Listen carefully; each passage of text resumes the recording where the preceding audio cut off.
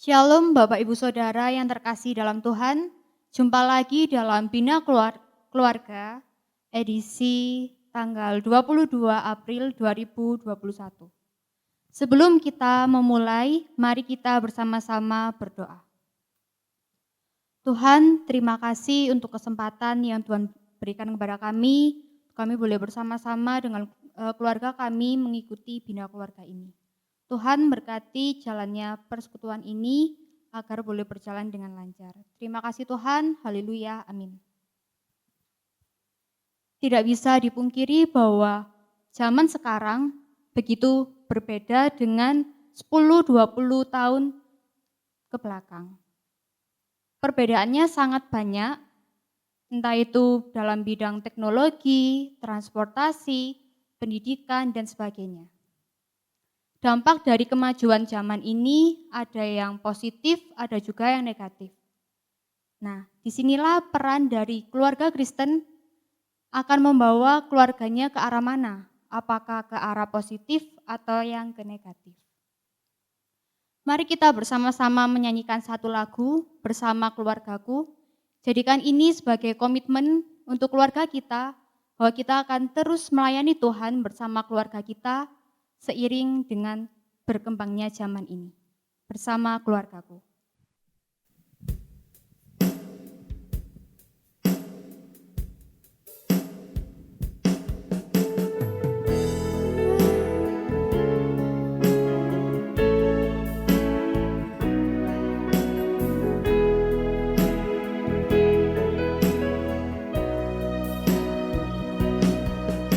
Bersama keluargaku melayani Tuhan, bersatu selamanya mengasihi Engkau. Tiada yang dapat melebihi kasih-Mu ya Tuhan.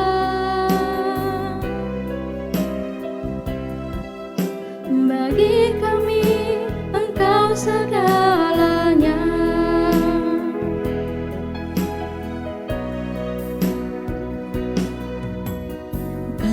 Datang di hadirat-Mu dalam sesuhati dengan bersehati,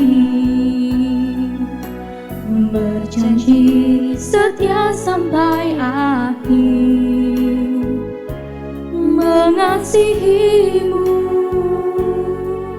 Tuhan. Bersama keluargaku melayani Tuhan, bersatu selamanya mengasihi Engkau. Tiada yang dapat melebihi kasih-Mu ya Tuhan.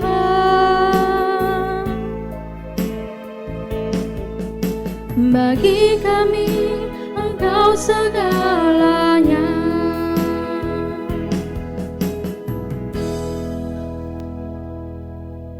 Sebelum kita mendengarkan firman Tuhan, mari kita bersama-sama membawa beberapa pokok doa. Yang pertama, kita akan berdoa untuk gereja kita, GKT 3 Puspe Isau Jajar. Kita berdoa untuk setiap pengurus yang ada. Kita berdoa untuk Lesu Wahyu sebagai gembala sidang. Juga kita mau berdoa untuk komisi-komisi yang ada, pengurus komisi. Juga kita mau berdoa untuk setiap jemaat. Yang kedua, kita juga mau berdoa untuk bangsa dan negara kita. Kita tahu saat ini bahwa di negara kita sedang banyak sekali bencana alam. Kita mau berdoa supaya pemerintah bisa menanganinya, juga masyarakat bisa lebih hati-hati dan waspada lagi. Mari kita berdoa. Tuhan Yesus, saat ini kami berdoa kepadamu, kami membawa beberapa pokok doa. Yang pertama, kami mau berdoa untuk gereja kami ini Tuhan, di tengah keberadaannya saat ini, Engkau berkati agar gereja kami ini boleh terus maju, boleh terus menjadi berkat untuk sekitar, untuk jemaat.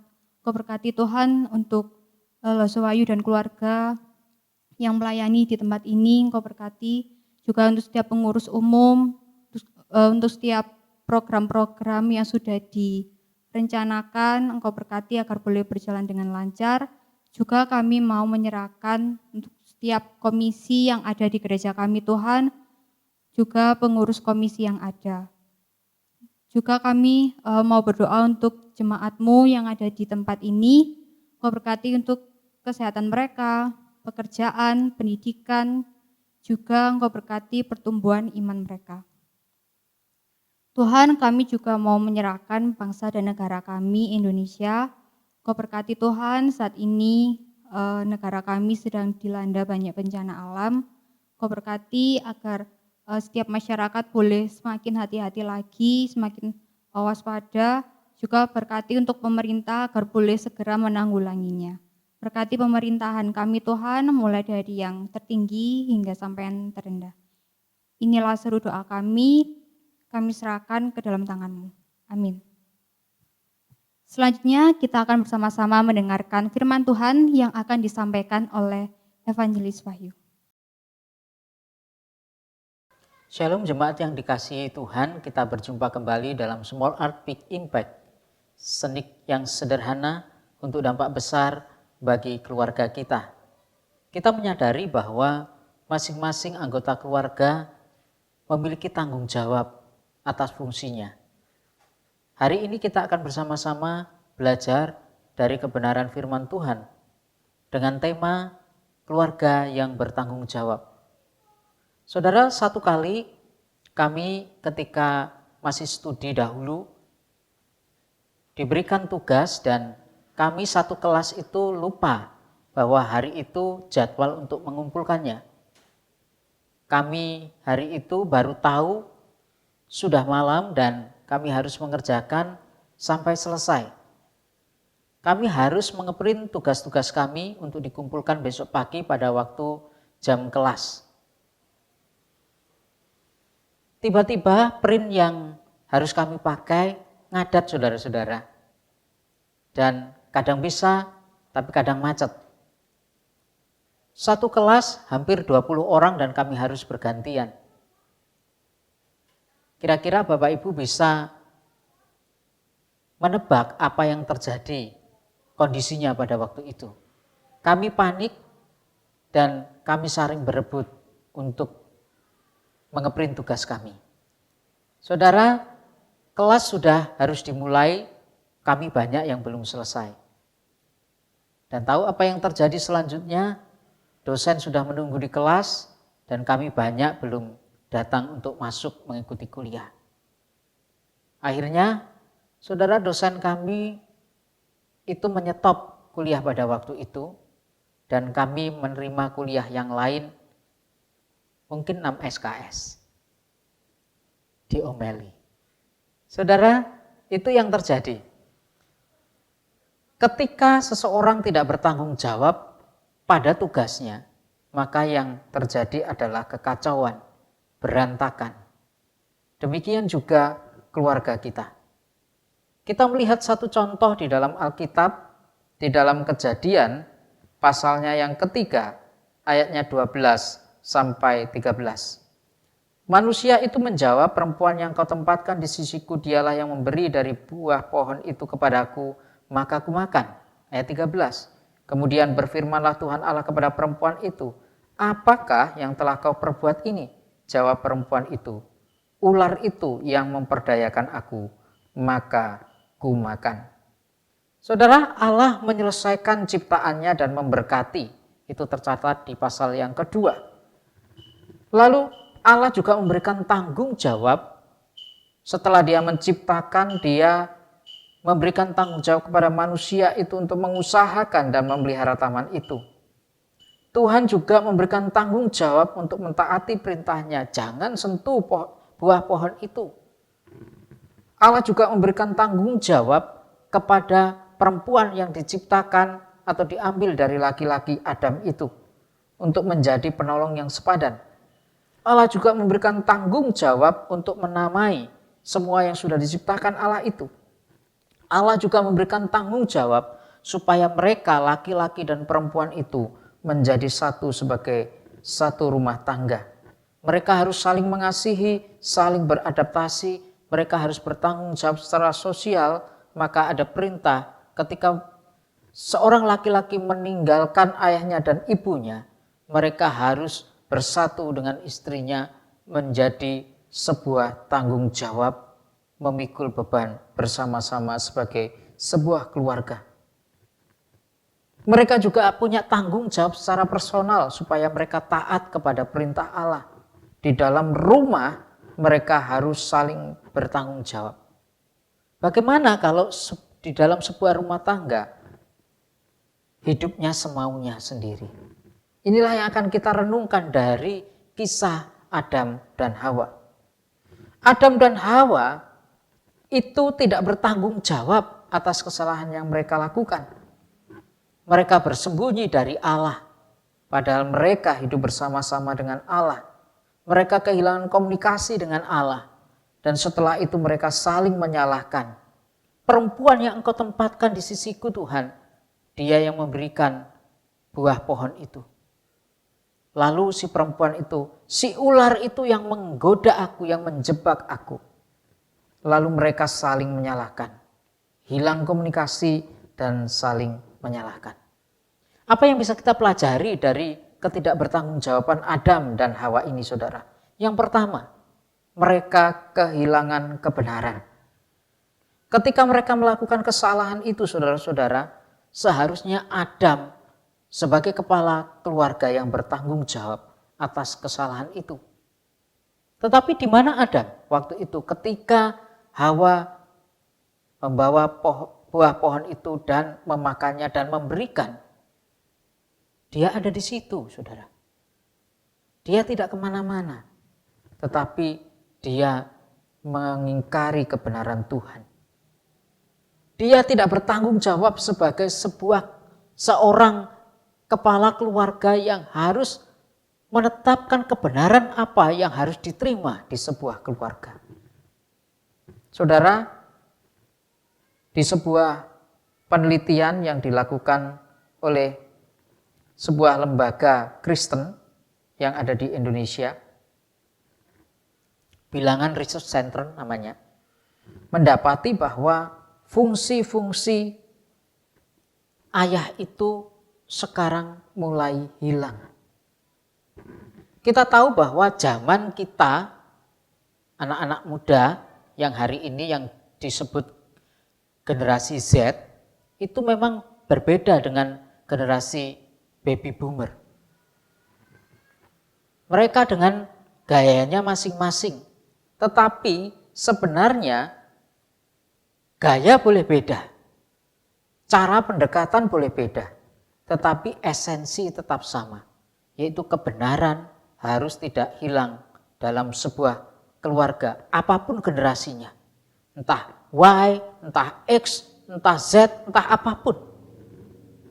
Saudara, free sex tetap berdosa. Free love tetap berdosa. Kalau itu dilakukan di luar kebenaran yang seharusnya diterima di sebuah keluarga. Dari mana itu bisa diajarkan? Dari ayah-ayah mereka. Saudara, hati papa tidak kembali ke anak, demikian hati anak juga tidak kembali ke bapa hari ini. Banyak anak yang menentang orang tua, tetapi banyak juga orang tua yang tidak memperhatikan anak-anak. Mereka harus saling bertanggung jawab di dalam keluarga. Banyak anak-anak yang sekarang kalau dinasehati itu adu argumentasi. Tidak apa-apa, gaya anak-anak sekarang memang begitu. Tetapi harus apa yang dilakukan? Yaitu mengarahkan argumentasi mereka apakah sesuai dengan kebenaran. Kebenaran harusnya tidak bisa hilang karena itu esensi dari sebuah keluarga, apapun generasinya. Hari ini banyak orang tidak menginvestasikan waktu, tenaga, harta, dan juga perhatian. Anak-anak banyak juga yang tidak memperhatikan orang tuanya, apalagi yang sudah mulai sakit-sakitan. Begitu juga sebaliknya orang tua yang seharusnya memiliki tanggung jawab memperhatikan anak, pendidikan mereka, memperhatikan mereka, bagaimana tumbuh kembang mereka. Hari ini banyak orang melepaskan tanggung jawab, dilemparkan ke nenek kakeknya atau dititipkan ke rumah penitipan, banyak terjadi, saudara. Banyak orang tua kehilangan waktu karena mengejar rezeki untuk mencukupi ekonomi keluarga. Tidak salah mencukupi ekonomi keluarga, tapi jangan tinggalkan tanggung jawabnya. Saudara, apakah kita memberikan teladan? Anak-anak sebagai anak memberikan teladan yang berbakti kepada orang tua. Orang tua memberikan teladan kepada anak bagaimana hidup imannya, bagaimana ketahanan fisiknya, bagaimana ketahanan imannya, bagaimana daya juangnya. Saudara, mereka akan dapat dari luar kalau tanggung jawab kita sebagai orang tua tidak kita lakukan. Apakah hikmat yang kita punya juga kita curahkan buat keluarga kita? Seharusnya resources yang kita punya, entah itu dari kita membaca, kita mendengar berita, ataukah kita melihat pengalaman dari orang lain, kita juga pakai untuk membangun keluarga kita. Saudara, dalam hal inilah Adam tidak bertanggung jawab terhadap kesalahannya. Seringkali orang tua atau anak tidak mengakui kesalahan. Bahkan tidak bertanggung jawab kalau sudah melakukan kesalahan. Itu yang pertama, bahwa hilangnya kebenaran. Lalu yang kedua, saudara, hilangnya kedamaian. Saudara, apa yang terjadi kalau sebuah keluarga ini kebenarannya hilang? Pasti tidak damai lagi, saudara. Lihat apa yang terjadi pada Adam dan Hawa. Ketika mereka tertangkap basah melakukan kesalahan, bukankah mereka bersembunyi? Lalu mereka takut. Begitulah orang yang tidak bertanggung jawab atas kesalahannya. Hilangnya kedamaian. Saudara, jangan main-main dengan tanggung jawab kita masing-masing. Entah kita sebagai papa, mama, anak, mertua, menantu, saudara, apapun fungsi kita di dalam rumah tangga kita. Ketika kita tidak melakukan tanggung jawab kita, pasti yang akan terjadi hilangnya kedamaian. Kalau damai itu sudah hilang, saudara, maka perwujudannya bisa macam-macam. Gelisah, takut, khawatir. Saudara, kalau kita sudah membekali anak-anak kita dengan baik, buat apa kita kehilangan damai kalau mereka keluar rumah bergaul? Kalau kita sudah melakukan tanggung jawab pendidikan di dalam keluarga kita, mengapa kita harus ketakutan kalau mereka tidak naik kelas dan bahkan kita kehilangan damai? Mengapa kita khawatir ketika mereka mencari jodoh kalau kita sudah membekali mereka dengan kebenaran? Saudara, itu tanggung jawab kita. Bagaimana sebagai anak? Sebagai anak juga punya tanggung jawab. Sebagai menantu kita juga punya tanggung jawab. Terhadap orang tua, terhadap keluarga kita. Saudara, jangan sampai terjadi disfungsi di dalam keluarga kita. Supaya kita tidak kehilangan kedamaian. Kita memperhatikan hari ini banyak rumah tangga itu yang kehilangan kedamaian. Kemarin saya mendengar cerita seorang saudara. Sebuah keluarga hamba Tuhan memukuli anaknya dan anaknya kabur. Karena sudah mulai kehilangan kedamaian. Papa mamanya tidak bekerja lagi, sementara anaknya juga belum bekerja di rumah, itu hanya main HP dan laptop, HP dan laptop. Sehingga kedamaian rumah tangga itu menjadi terganggu. Akibatnya apa, saudara? Anaknya dipukuli. Saudara, itu keluarga hamba Tuhan. Yang kita dididik supaya kita mengasihi keluarga, itu terjadi. Bagaimana dengan keluarga kita?